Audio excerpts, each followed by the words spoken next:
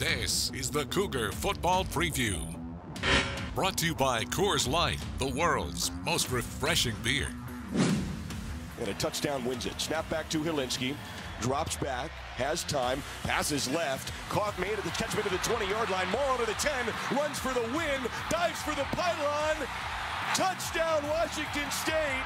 It's a comeback for the ages, an all-time Cougar win. All-time comeback win. Guess great to preview this at 2-0, ranked 21st in the country. I think a lot of Coug fans are going to come into this one and immediately look at Luke Falk, all-time leading passer, setting all kinds of records. The question is, how's Luke going to do in this game against the Beavers coming back for some Coug fans who are looking forward to this one? Yeah, well, that's going to be a big Coors Light silver bullet to this game is how Luke's going to perform. And when you look at his history against Oregon State and what he has done, he likes playing against the Beavers. Yeah. He's 3-0 all time. His first career start was at Oregon State, which he ended up being a Pac-12 Player of the Week offensively. He averages 431 yards per game, 16 touchdowns, and only 2 interceptions. That accompanied with both starting corners for Oregon State out for this week and their starting safeties sitting out the first half for a targeting foul last week. This is a game where Luke needs to perform to his fullest, and I believe that he will. Meanwhile, flip side of things, the defense, +1 in the turnover margin. That's where they want to be. They want to be on that plus side. Last year makes all the difference, right? That great sparkling record when the Cougs forced 2 turnovers or more under Alex Grinch. Yeah, they really do. And right now they have 5 takeaways on the season. And with them attacking that quarterback, this speed D needs to remain speedy. They need to attack that quarterback. 7 sacks so far in the season, and Oregon State giving up 4.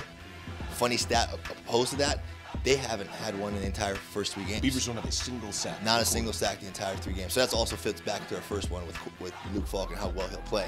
But with our defense, if they continue to pressure the quarterback like they have been and putting them on their heels and creating disposition from their offensive coordinators of what to call, that's going to be a huge key.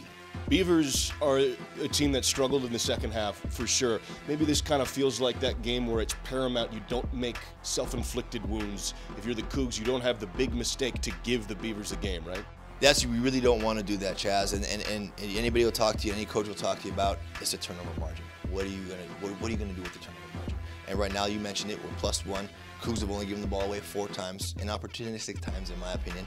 But if you look at traversely on Oregon State side, they've given the ball over 10 times and only taken the ball away 6 times. So that's 1 more than our Cougar defense, but at the same time, they need to go out there and play their game and not give them a chance to think that they're in the game.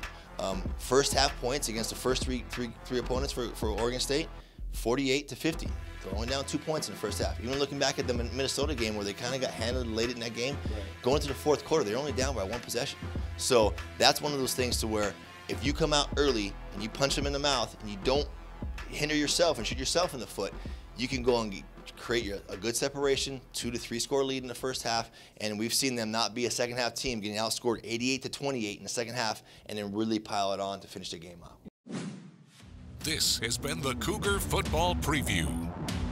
Brought to you by Coors Light, the world's most refreshing beer.